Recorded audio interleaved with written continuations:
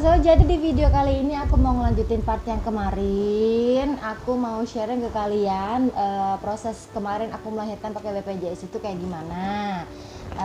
Berkas-berkas apa aja yang mesti disiapin. Jadi bagi kalian yang mau tahu, tonton video ini sampai habis ya, jangan di skip.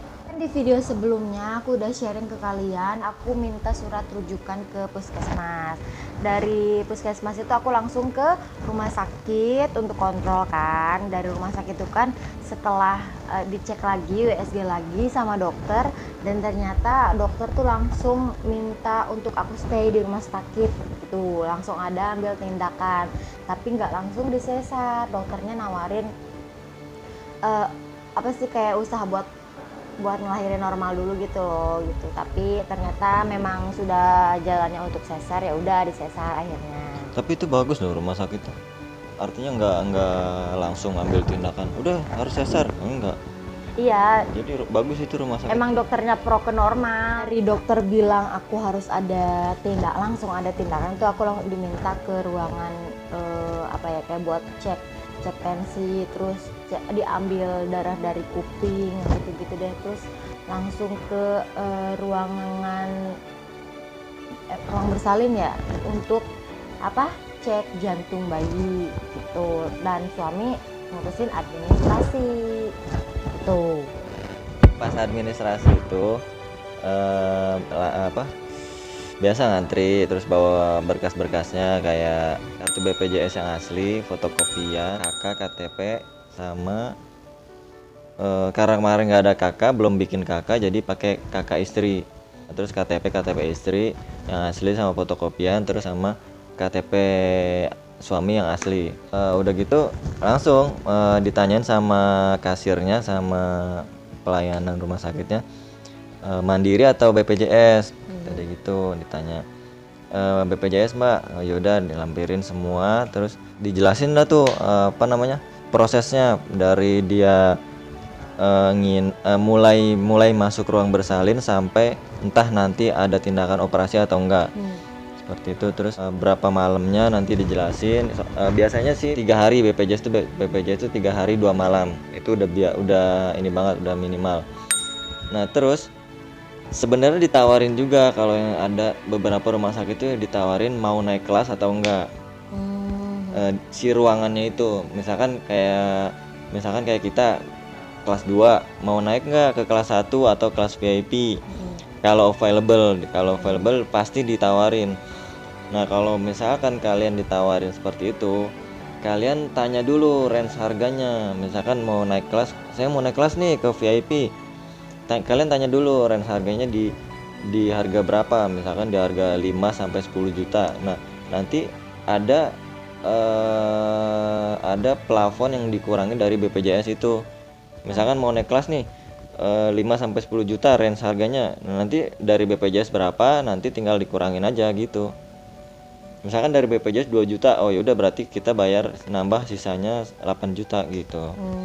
Kalau kalian mau naik kelas, kalau nggak mau naik kelas ya nggak Belajar. apa-apa. Nah kemarin tuh karena kita full, bayangin aja yang satu ruangan di sebelah kamu itu, dia tuh aturan di BPJS-nya kelas 1, terus dimasukinnya ke kelas 2 karena full. Terus setelah lahir anaknya baru itu ditawarin mau pindah atau enggak ke kelas 1 lagi, Karena udah ada tempat. karena udah kosong 1. Nah terus dia nggak mau dong, karena udah si istrinya udah lemas gitu lah, udah males jalan. Jadi ya udah terima aja di kelas 2. Kemarin tuh full sebenarnya. Kalau emang ternyata kelas 1 atau VIP ada yang kosong, insya Allah sih mau pindah. Mana nih? Nah terus setelah administrasi udah kelar, plus dapat bonus parkir 3 hari 2 malam, itu bonus dari rumah sakit. Terus habis itu nanti dijelasin tuh, untuk si calon bayinya ini udah punya BPJS atau belum pak, kata si adminnya. Oh belum mbak. Oh yaudah, nanti kalau emang belum, dikasih waktu 3 sampai 2 hari. Iya pokoknya sama di rumah sakit setelah si bayi lahir. Nanti kalau udah lahir Bapak langsung bikin BPJS buat si anak supaya enggak kena biaya perawatan anak, istilahnya kayak gitu. Kalau Bapak nggak mau bikin BPJS buat si anak, nanti akan dikenakan biaya. Nah, Jadi kasih makanya tau nggak biayanya berapa? nggak, paling kalau dengar-dengar dari orang sih sekitar harga 3 sampai 5 juta buat si anaknya doang, perawatan anak kalau nggak salah. Jadi bagi sobat sosok yang memang sudah mau melahirkan gitu, jadi memang disarankan bikin BPJS anaknya itu dari jauh-jauh hari, minimal tuh dari berapa bulan? 7 bulan lah. Oh 7 bulan. bulanan atau Tuh. si anaknya itu udah ada denyut nadinya gitu. Jadi harus minta ini dulu surat keterangan dulu ke dokter. Sebenarnya biar lebih ini sih, biar lebih tenang aja gitu lahirannya. Si anak tuh udah punya BPJS tuh biar lebih tenang. Kalau kasusnya kayak kita kemarin tuh jatuhnya kurang tenang. Soalnya kan dikasih waktu 2 hari sampai 3 hari lah. Iya, coba kalau misalnya dalam waktu itu kita nggak sempat bikin. Nah, bersyukurnya kemarin tuh karena dibantu sama kantor, tinggal ngasih akte langsung jadi itu, langsung keluar nomor. Bukan akte kali, surat lahir. Iya, surat lahir itu langsung keluar tuh nomor kartu BPJS si anak dengan namanya. Nah, kalau yang bikin sebelum lahir itu nanti prosesnya biasa KTP sama kakak sama buku nikah sama udah itu doang tuh sama surat keterangan dokter kalau si calon bayi ini udah ketahuan denyut jantungnya. Nah, itu baru bisa. Nah, nanti namanya itu calon bayi atau bayi ibu dia gitu. Gitu. Yang penting tuh kartunya sama nomor kartu BPJS anak tuh udah keluar, itu sih yang penting. Itu kalau misalkan ngurusinnya sebelum anak lahir ya. Tapi kalau misalkan anak udah lahir berarti kita harus udah nyiapin nama.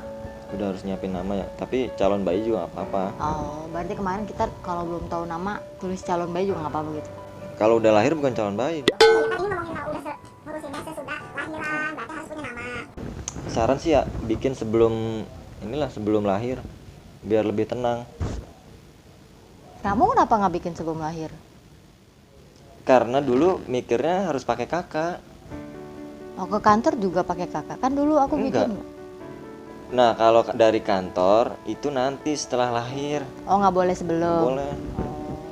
Kalau dari perusahaan lapornya setelah lahir, setelah ada bukti surat keterangan lahir. Jadi nggak boleh sebelum lahir. Makanya baru daftarin.